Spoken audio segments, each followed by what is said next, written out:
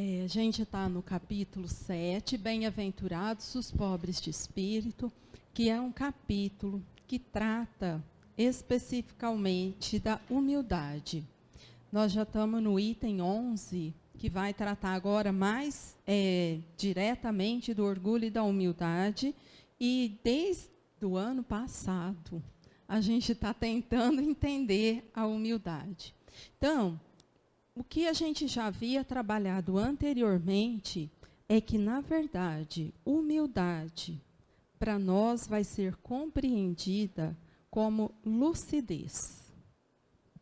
Então, porque o que o orgulho faz é nos encher na esfera do ego. E eu olho tudo, interpreto tudo de acordo com aquilo que eu acho que deve ser. Então, é como se a minha verdade fosse a verdade. Chamo até as pessoas de fora da realidade, analisando a partir da minha verdade.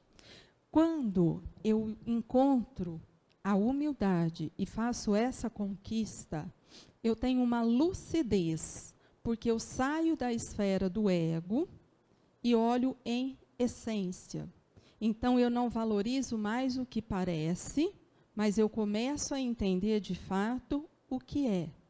E posso, então, reconhecer o que eu tenho de bem e o que eu tenho que não é tão bem. Eu não vou mais usar a falsa modéstia, porque eu reconheço o que é valor. Mas não porque eu acho que eu sou melhor, mas porque eu reconheço aquilo que eu me esforcei e fui capaz de conquistar. Então, ela dá essa clareza, essa lucidez, onde eu enxergo o que de fato é. Então, isso é humildade.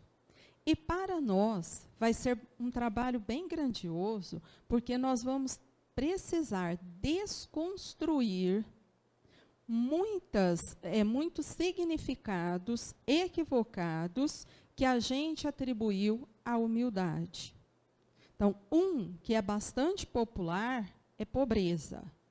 A gente chama pobreza de humildade. Então, normalmente, quando a gente diz assim, ele é uma pessoa bastante humilde, eu estou falando que ele é pobre.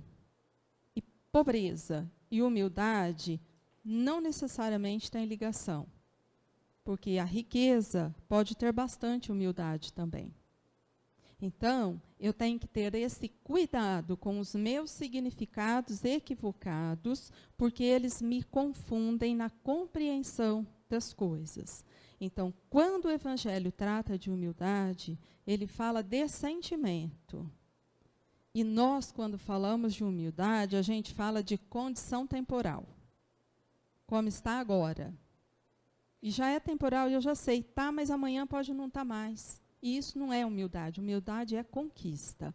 Então, nós vamos ter que desconstruir aquilo para construir o novo e conseguir entender do que discute o Evangelho. Senão, a gente fica confuso.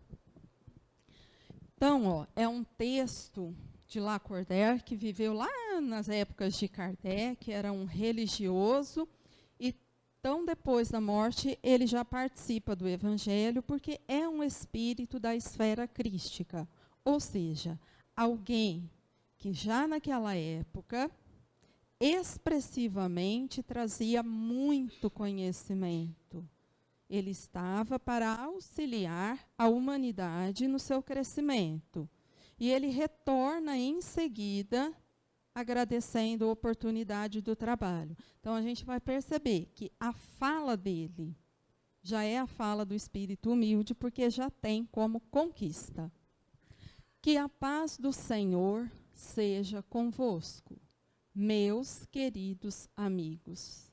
Aqui venho para encorajar-vos a seguir o bom caminho.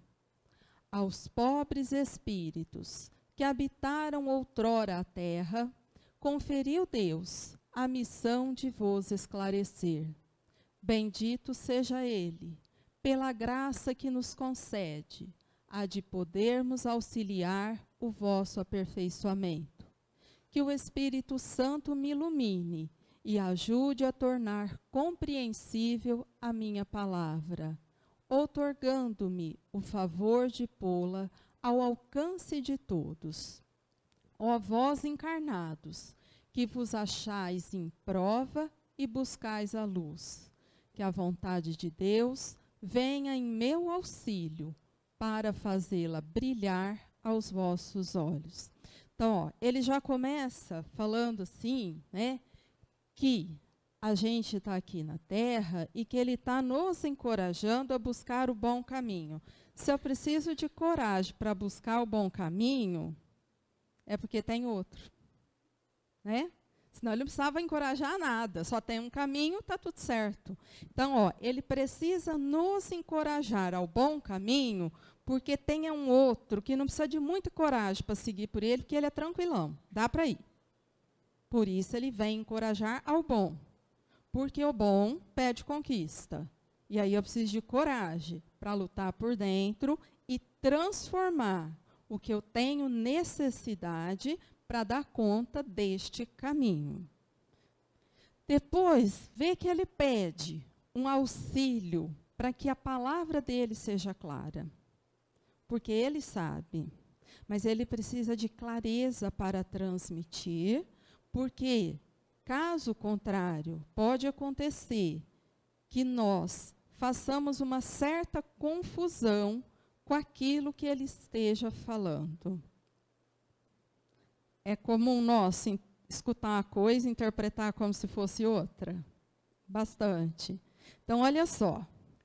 Ele, desse nível de evolução, pedindo ajuda para ser bastante claro, de forma que nos auxilie a ter uma clareza de compreensão das coisas e consigamos encontrar essa luz que tanto necessitamos. A humildade é virtude muito esquecida entre vós. Ó, essa frase vocês guardem e deixam aí que a gente vai precisar dela muitas vezes. Ele não está perguntando, e ele não está falando que talvez, ele está fazendo uma afirmação. A humildade é uma virtude e é esquecida.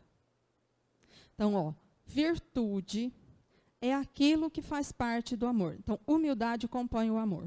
Está lá dentro. Porém, virtude é força ativa. Eu conquisto em movimento.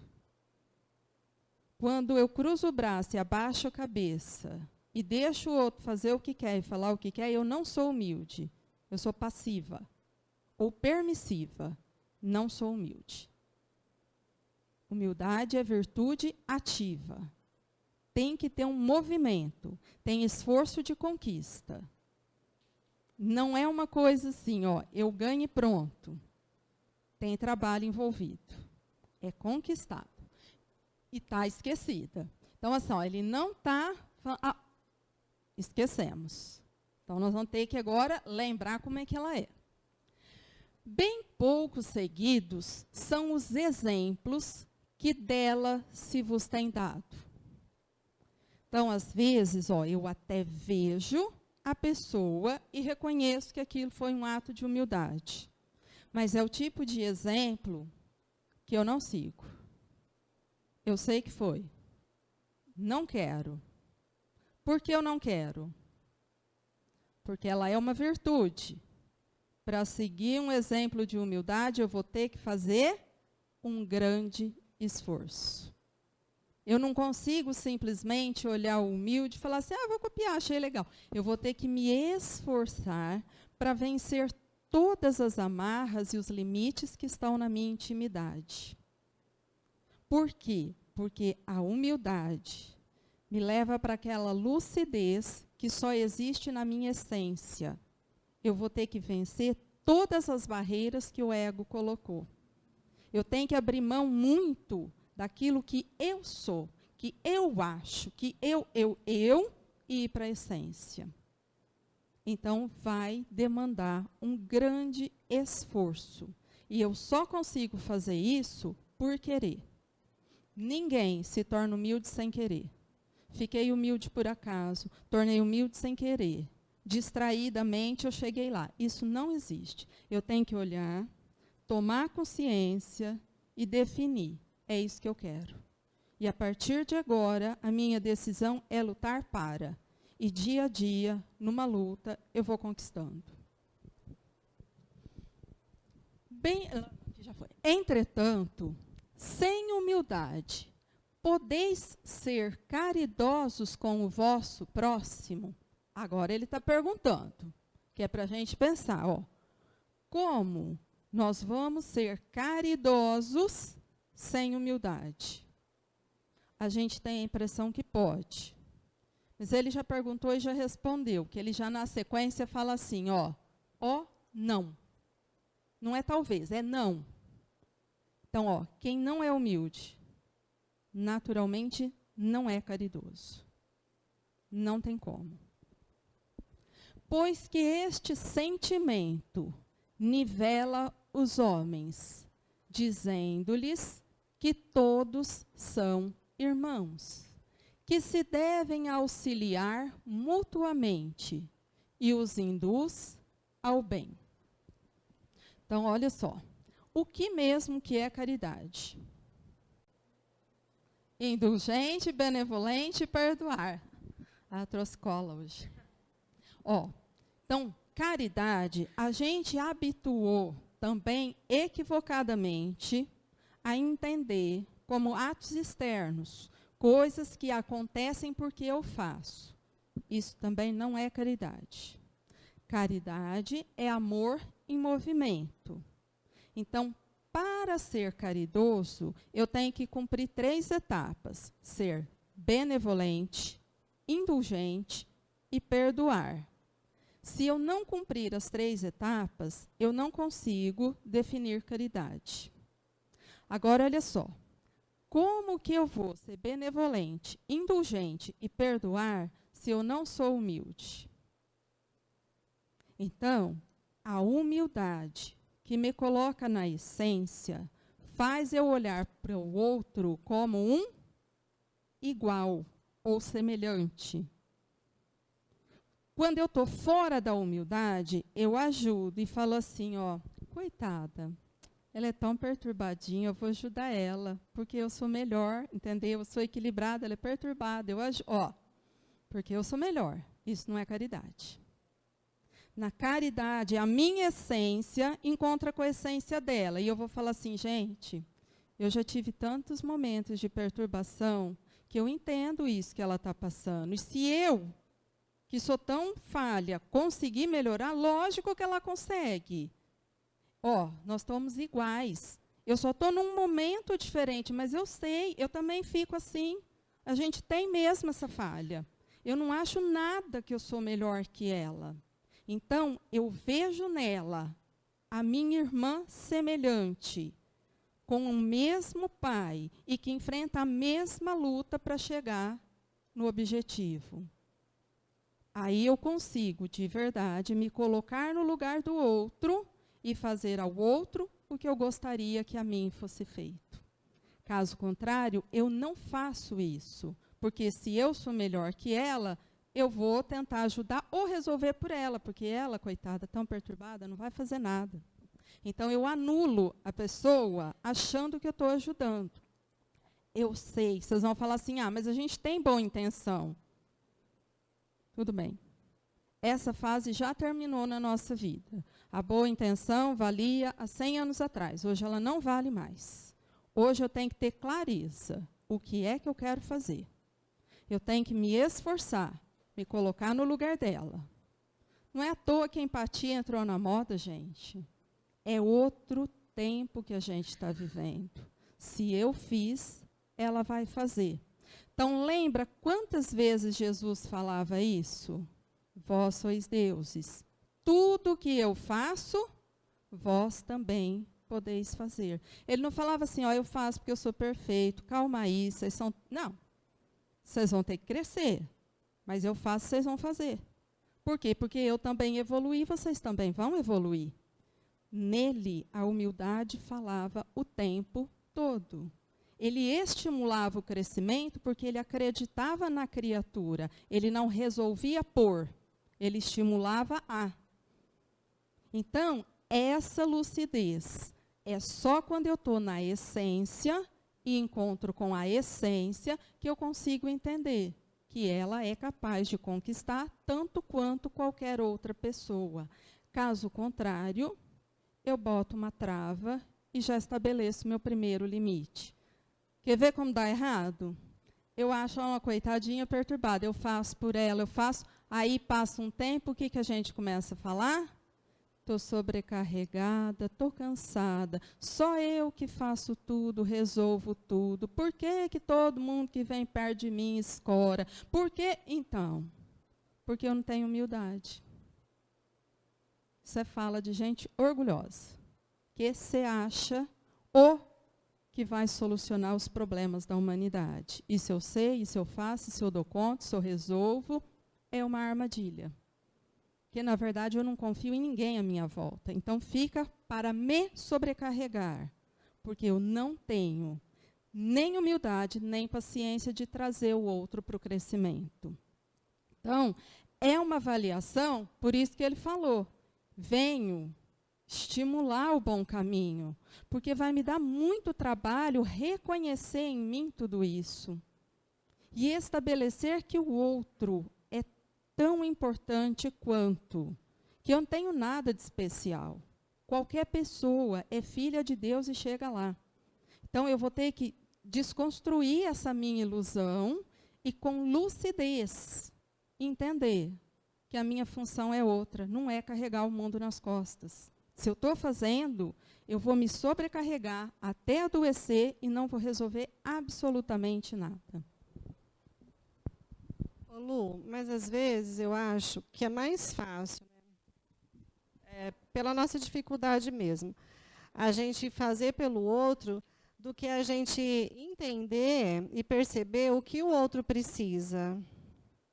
E aí, por causa dessa falta de lucidez, a gente não é que não faz porque não quer fazer, realmente não sabe. Acha que o outro precisa que a gente faça daquele jeito. Mas se eu não reconheço no outro o potencial dele como essência, eu permaneço eu fazendo e deixando ele anulado. Ela está falando assim, ó, eu não sei o que eu posso fazer para ele.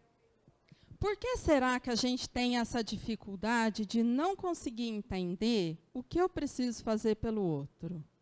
O que vocês imaginam que acontece? Não me coloco no lugar do outro. O que eu preciso fazer para me colocar no lugar do outro? E se eu não passar por aquela situação nessa vida, o que eu preciso fazer?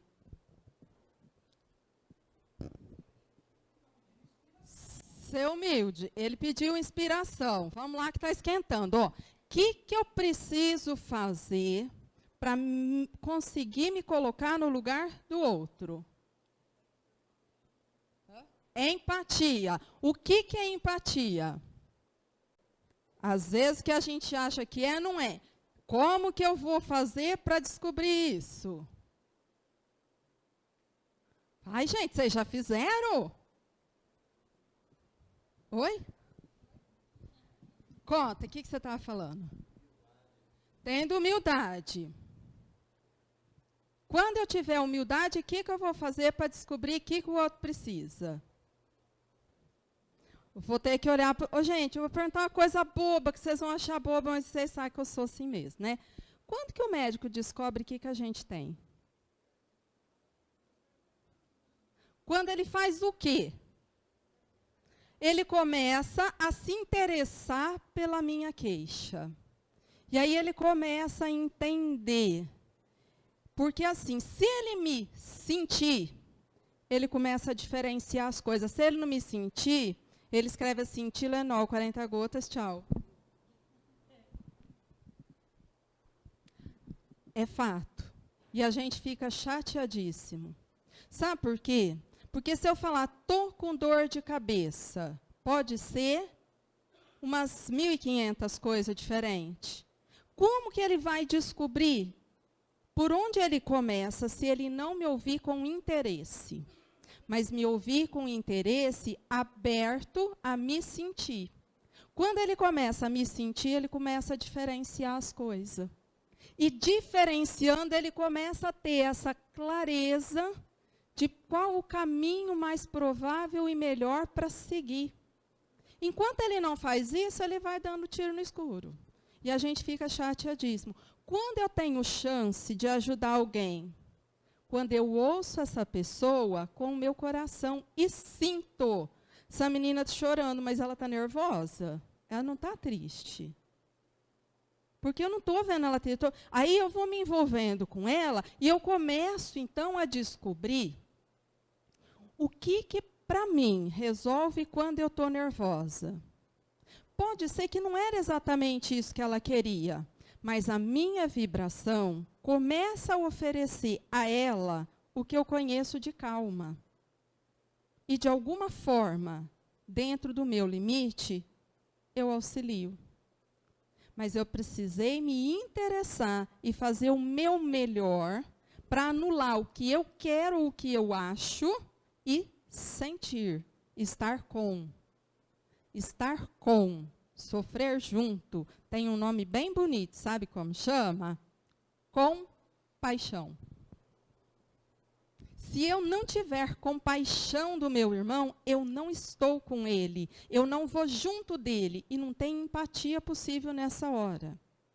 Então, o que a empatia fala? Não é eu estender a mão e puxar a pessoa do buraco, é eu descer lá com ela e falar, eu estou aqui. E aí eu vou tentando entender o que ela vai me mostrando que ela precisa, e eu vou tentando fazer o meu melhor para auxiliar naquele ritmo dela. Não é arrancar ela e vir para o meu, porque não é isso que ela está precisando naquela hora. E às vezes naquela hora o que ela precisa é só alguém do lado para ela chorar mesmo. Porque ela tem razão de chorar, porque ela está muito irritada, ela está precisando de chorar. Agora, se eu não faço isso, e, gente, não é por mal, até pela nossa educação. Eu vejo uma criança chorando, o que eu falo? Vem cá, bem, a tia vai dar uma balinha para você. Tem bala com choro? O que tem chocolate com calma? Então, mas como eu não tenho ainda essa noção de me acalmar para abrir o espaço para o outro, eu tento distraí-lo daquilo e fazer a coisa acontecer diferente. Porque eu preciso ter, dentro agora dessa empatia, da minha compaixão, tolerância para a dor e o sofrimento dela, que está atravessando um momento que não é simples e precisa de amparo. Mas nisso, não tirar ela por distração, e aí, a hora que eu parar de distrair, ela volta para aquela situação difícil. Não vou ajudar desse jeito. Então, a humildade, ela vai me permitir não ser o centro. Agora eu não, agora é ela. Eu tenho que dar opinião agora é ela. Eu não tenho que falar o quê, porque agora é ela. Eu estou aqui para servi-la. Eu vou ficar com ela por esse tempo. Então, demanda um esforço, que eu tenho que ter tempo para o meu irmão. Não é que ela está fazendo um mal, é assim, ela não quer. Lembra que assim, acaba sendo mal, mas quando Jesus está falando lá da multiplicação dos talentos, ele fala o tempo todo que nós somos maus e preguiçosos. Porque, olha só, fazer esse movimento dá trabalho. Eu não posso ter preguiça. Eu tenho que ter disponibilidade. E eu preciso querer fazer. Então, é uma série de coisas que vão acontecer aqui. E aí, se eu não fizer esse esforço, eu não faço. Então, normalmente, nós somos extremamente imediatistas. Então, o que eu quero? Resolver logo. Como que eu resolvo logo? Distraindo. Gente, não é o que a gente faz com criança. A criança começa a chorar porque ela caiu. Então, caiu, doeu, chora. Normal. A gente começa a distrair. Então, é o que eu te falei, eu associo a queda com balinha, a dor com chocolate. Falo para a criança que o chão é bobo. E aí, olha que anarquia que eu arrumei. Olha que estrago.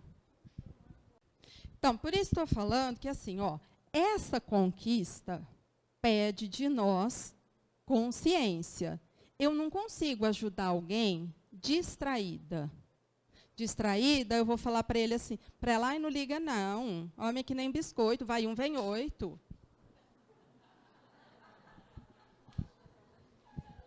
Distrair. Vou falar um monte de bobagem, vou convidar para ir no shopping. Distrair. Ela parou de chorar. Agora eu não tenho que fazer esforço nenhum. Acabou. Acabou agora, porque eu distraí. Distração acabou, ela fica mal de novo. Mas eu não precisei fazer esforço nenhum. Agora, eu sentar aqui e sentir. Eu vou ter que usar meu tempo. Eu vou ter que esquecer de mim e das minhas coisas. Eu vou ter que fazer um monte de esforço para estar plena aqui. Gente, esse é o significado do plena, viu? Aqui, para ela, por ela. E vou falar tudo bem, ó. Hoje a gente deu um passinho, amanhã outro. Mas olha, demanda esforço. Não dá para fazer de qualquer jeito. Apesar que você já comentou alguma coisa, mas eu acho que a gente tem um exemplo que é muito típico na atualidade. A gente reclama muito, por exemplo, do uso da tecnologia pelas crianças. Mas vamos pensar assim, ó, para a criança trocar a tecnologia por um outro brinquedo, dá menos ou mais trabalho? É mais fácil um pai dar um joguinho lá, um celular, ou seja lá um tablet, ou ele sentar com aquela criança e fazer uma pipa ou qualquer. O que dá mais trabalho? Fazer a pipa. Fazer a pipa dá muito mais trabalho. Então, acompanhar alguém dá muito mais trabalho. Então, a Luciana lembrou bem que a gente volta na questão dos talentos. É preguiça. E a gente pode entender preguiça por várias vertentes, inclusive fugir daquilo que precisa ser feito. Então, você precisa caminhar junto com aquela pessoa. Mas você faz um monte de outras coisas, mas não caminha com aquela pessoa. É preguiça. Preguiça de enfrentar aquela situação que precisa ser enfrentada. Então, a gente vê assim, exemplos mais simples. A gente, às vezes, procura coisas maiores, porque a necessidade nossa são daquelas coisas menores, mas que vão dar trabalho, mas a gente tem preguiça de enfrentar. Essa questão do filho não é uma realidade, que seja um sobrinho, é muito mais fácil você dar um tablet com jogo do que você mudar esse hábito da criança, porque aí você vai precisar se movimentar, você vai precisar fazer algo junto com ele, né?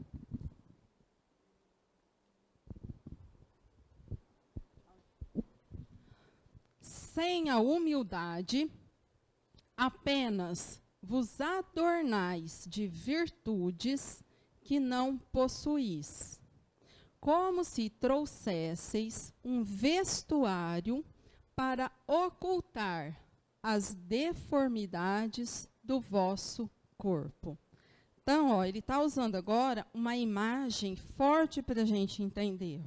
Então, ó, se eu não tiver humildade, as outras parece que eu tenho, mas só parece, porque eu não tenho. É que nem a gente, né? Quando a coisa daqui é complicada, a gente põe uma roupinha preta, justa.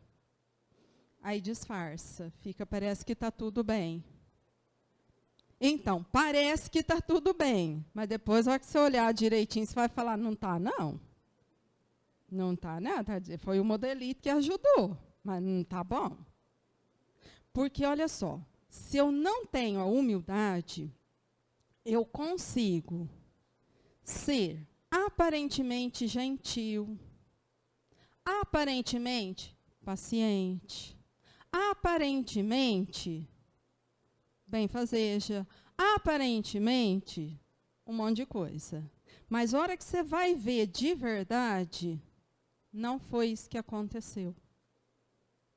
Então, olha o trabalho que a gente vai ter para pensar isso, né?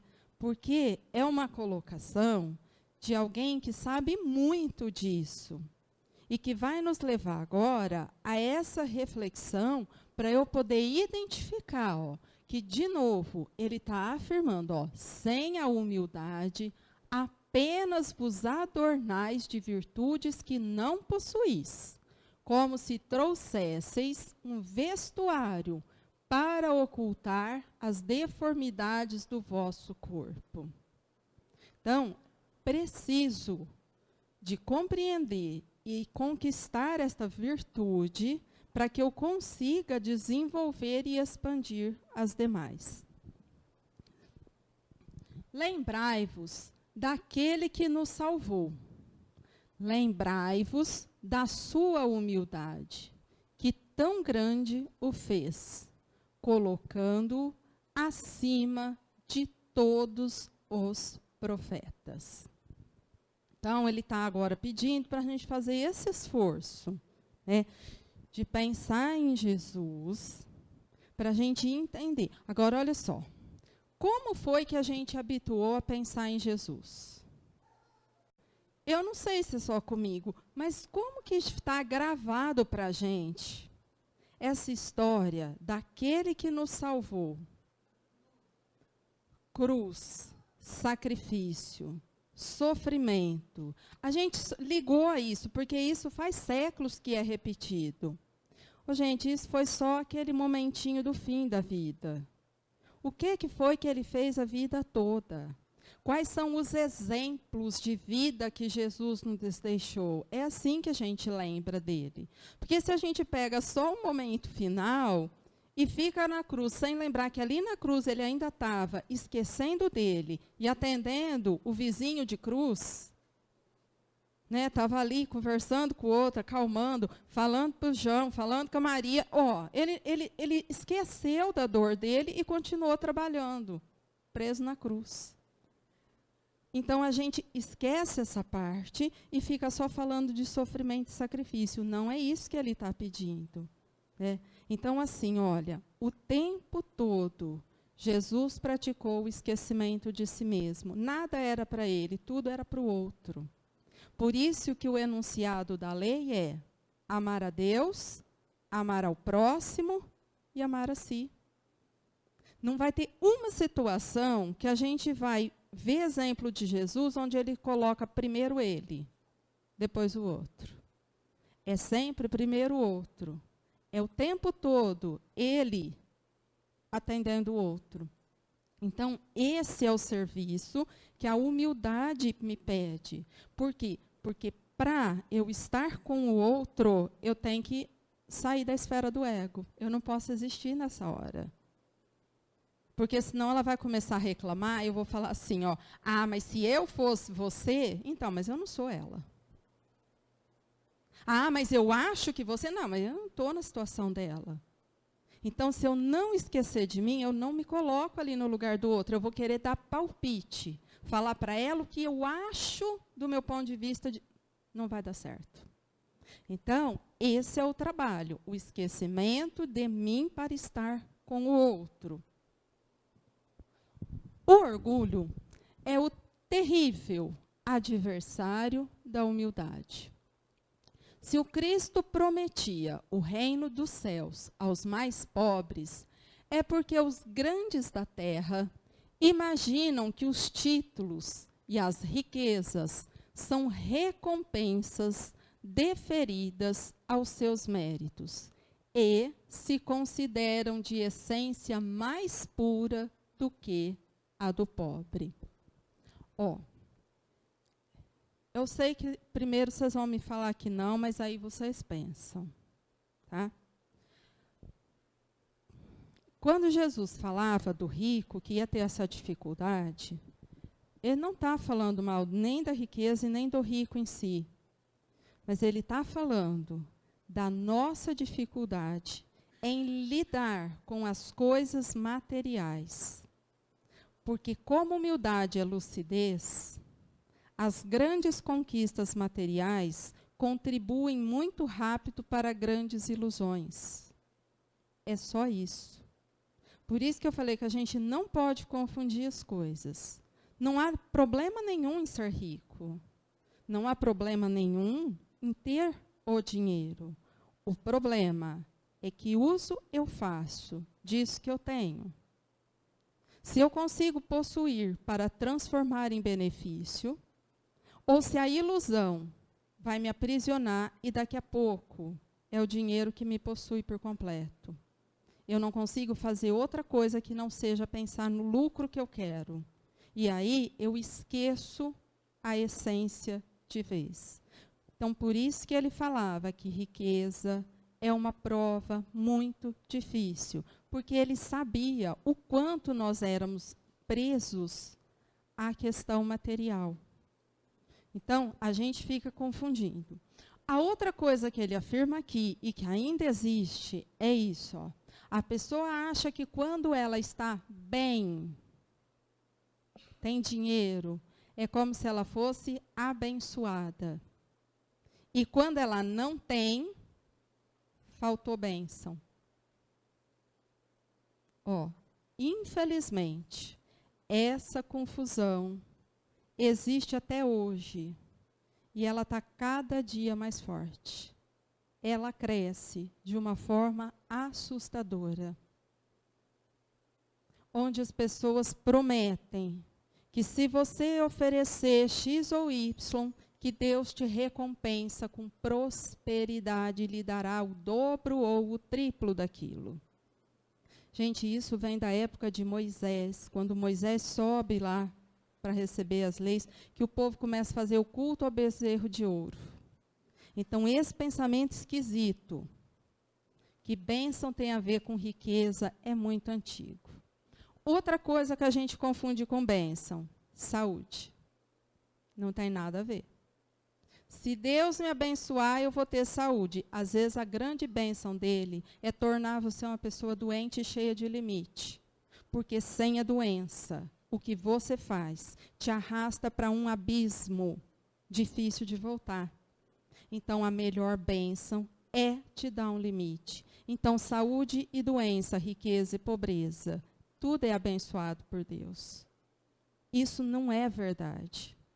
E a gente alimenta muito até hoje. Às vezes, olhando para uma pessoa e perguntando o que será que foi que aconteceu para passar por isso.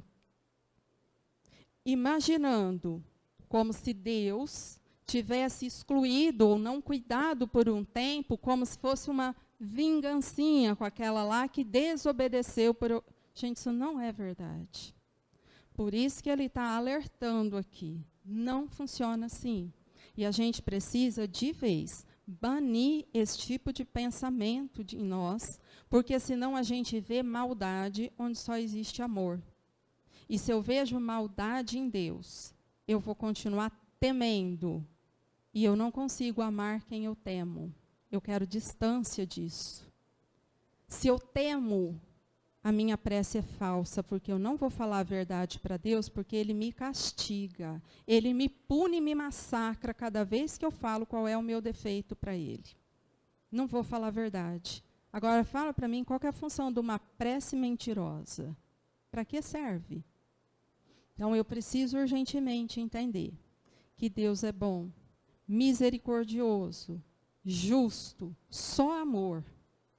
E que eu posso sim e devo expor as minhas fraquezas, doenças e fragilidades, porque é dele que emana todo o bem que existe.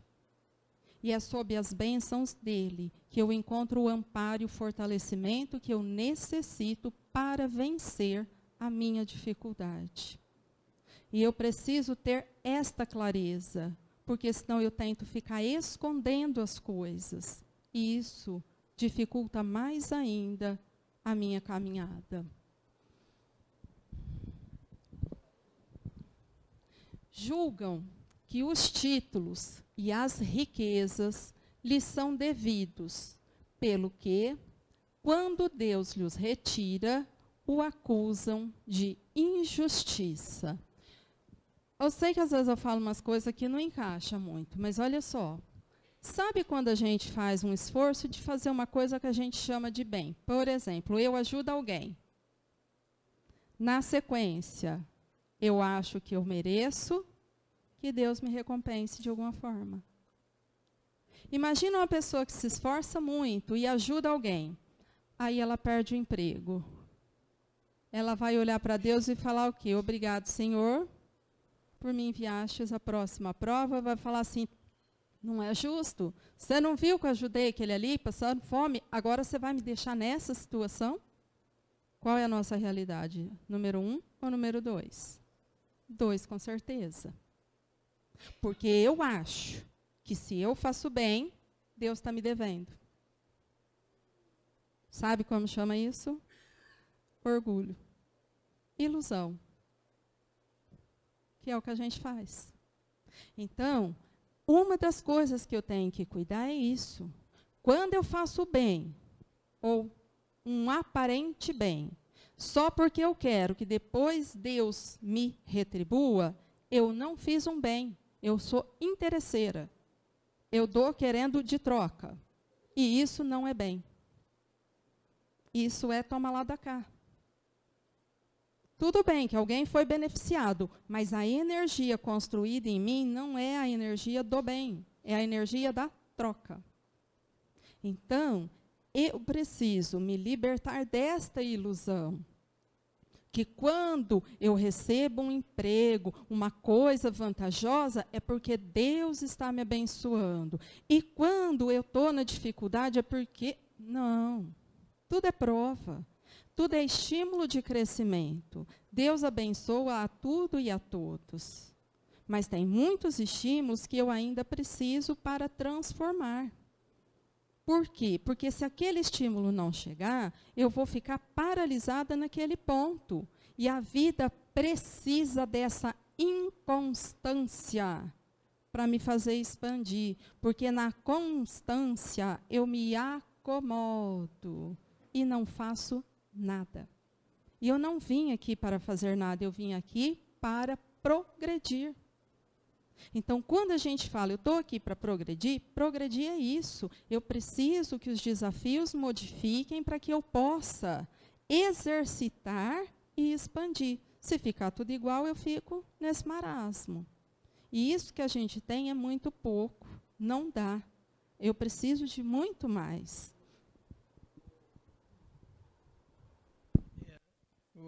Vamos pensar assim, né? Porque a Luciana está falando da questão da doença, né? Mas vamos pensar assim, não que isso seja uma consequência de quem é alcoólatra, mas vamos imaginar que uma pessoa faliu numa reencarnação por ser alcoólatra. E nessa reencarnação, ele não venceu esse vício, mas ele vem com diabetes. O diabético pode beber? Não. Ele tem que ser grato a essa doença? Sim. Parece uma coisa difícil se ser grato porque você tem diabetes. Mas a diabetes vai te curar de algo que é muito maior para o seu espírito. Então, parece uma coisa difícil. Como é que eu vou ser grato? Mas é por aí. Porque a Luciana está falando dessas dificuldades. É lógico que a gente tem que ser grato ao emprego sempre. Mas também o desemprego me ensina muitas coisas. Então eu tenho que ser grato naquele momento ao que ele está me ensinando. Igual a questão da diabetes. Ela vai fazer com que eu passe a ter um hábito, faça construções, e aí eu consiga me livrar daquilo que me destruiu em encarnação passada. Então é nesse sentido que a gente tem que ser grato, né? E aí ele continua então, ó isão e cegueira, pois então Deus vos distingue pelos corpos? O envoltório do pobre não é o mesmo que o do rico? Terá o Criador feito duas espécies de homens? Tudo o que Deus faz é grande e sábio. Não lhe atribuais nunca as ideias que os vossos cérebros orgulhosos engendram. Então, 3 frases que a gente vai guardar. Uma, que a humildade é uma virtude esquecida. esquecida não é que a gente não sabe. Esquecida é aquilo que eu parei de usar e fica lá. É que nem se eu chamar umas 4 pessoas aqui e falar assim, ó, tabuada do 7. O que vocês acham que vai acontecer? Ela vai falar assim, eu sabia. Mas agora a gente tem celular que tem calculadora, a gente não faz nem 7 vezes 2 mais. E aí vai ficar falhando, por quê? Porque eu perdi o hábito, eu esqueci, mas eu sei, mas eu vou precisar retomar. Então, olha só, humildade existe em nós. Mas lembra que ele falou assim, ó, mas os exemplos não são observados e seguidos. Então, a gente não faz o exercício, a prática, ela fica esquecida. Então, nós vamos precisar praticar. Então, é uma virtude esquecida. A outra frase que precisa lembrar é o seguinte, ó, que não adianta a gente acusar Deus de injustiça. Ele sempre, absolutamente sempre, vai ser justo. Mas foi justiça de Deus. Mas justiça outra vez. Agora, eu, dentro do meu grande limite, posso não entender o critério daquela justiça, mas que foi justiça, foi justiça. E eu preciso estar convencida disso, porque senão a gente gasta muito tempo e muita energia brigando com Deus, falando que não é justo, que onde já se viu, porque eu me esforcei tanto. Aí eu vou ficar arrasada. Eu chego a ficar sem energia, totalmente abatida. Porque eu estou duvidando agora da vida. Deus é justo. Não tem, mas uma fração de segundo que ele vai deixar de ser justo. O que vai ter é a minha compreensão falhar. E eu não posso esquecer disso. Tá. Então, agora é o seguinte. Nós temos apenas algumas imagens. Nós temos algumas imagens só para a gente prestar atenção nas imagens e automaticamente, sem pensar muito, vocês escolhem uma. Vai.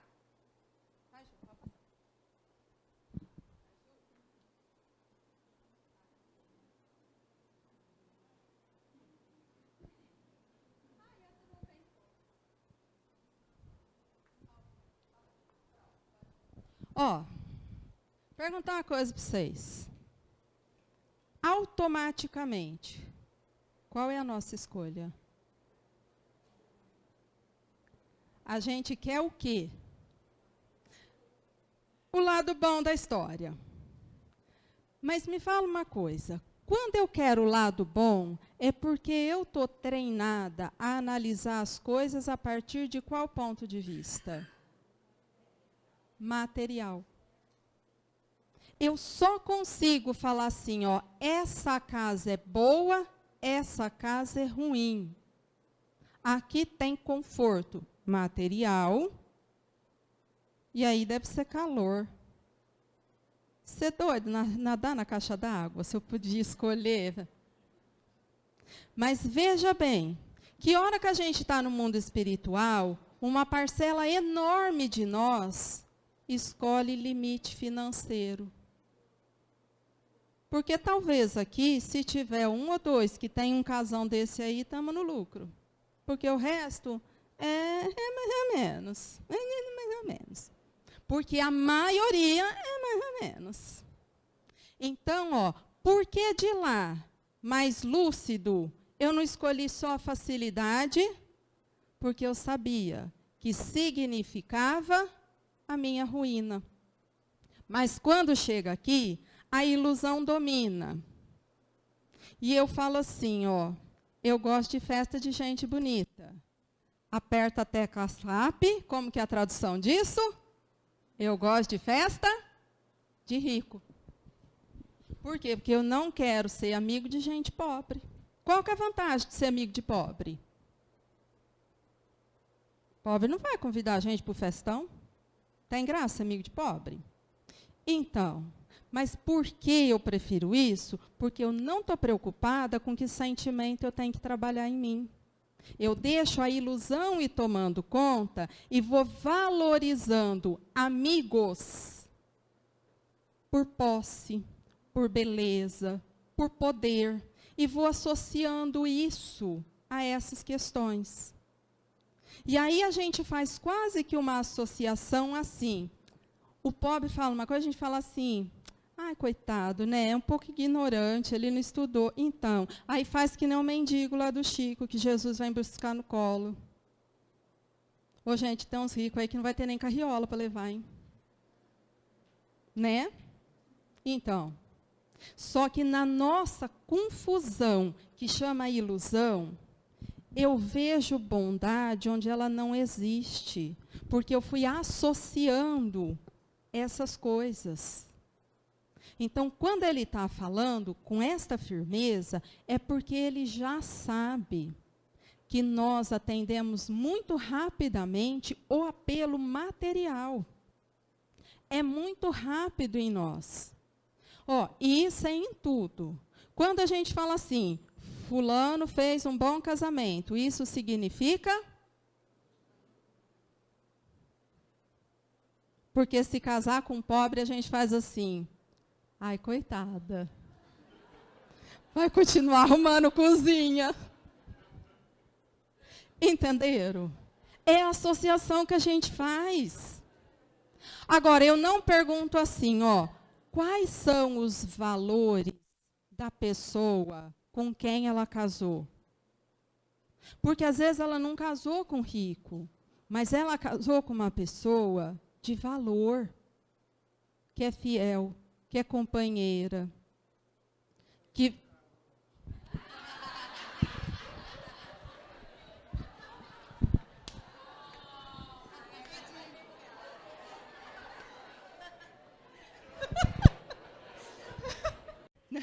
Então, são coisas que... Mas é verdade, gente, ele é. Vou agradar porque ele é. Não, é sério. Porque assim, tem coisas que às vezes a gente esquece de avaliar nas relações. Porque a gente fica preocupado com isso, né? O que a pessoa faz? E para nós de cidade pequena, a gente é tão habituado. Filho de quem? Qual o sobrenome? Mora onde? Ah, mas não é aquele lá que a mãe dele fez... Ah, bom.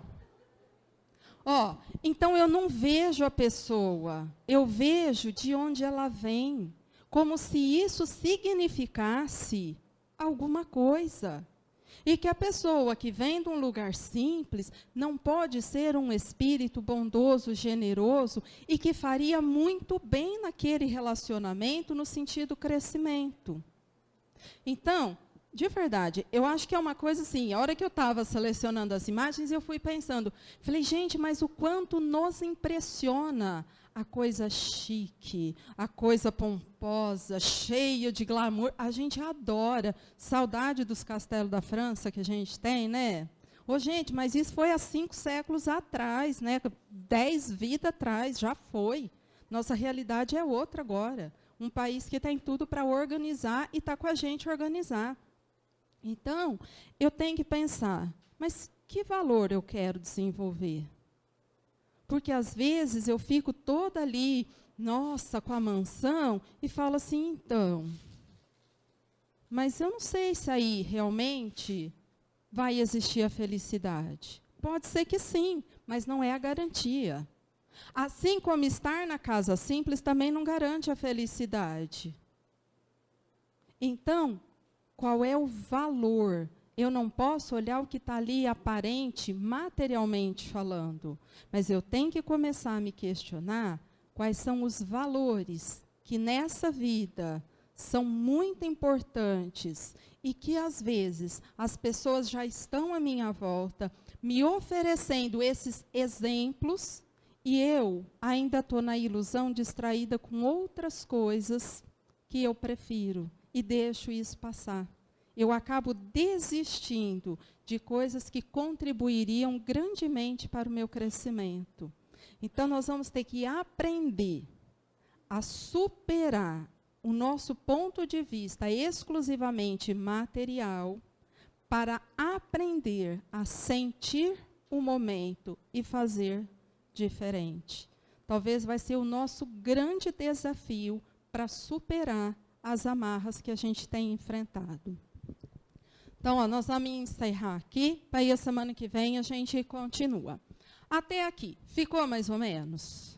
Ó, se alguma coisa não encaixar, não digerir bem, porque eu sei que às vezes na hora que eu estou aqui falando, tem mesmo algumas colocações que às vezes não ficam bem compreendidas. Por favor, por caridade, me fala, que aí a gente corrige. Né? Porque se um interpretou errado, pode ser que outros também entendam, e aí a gente tenta melhorar a nossa compreensão.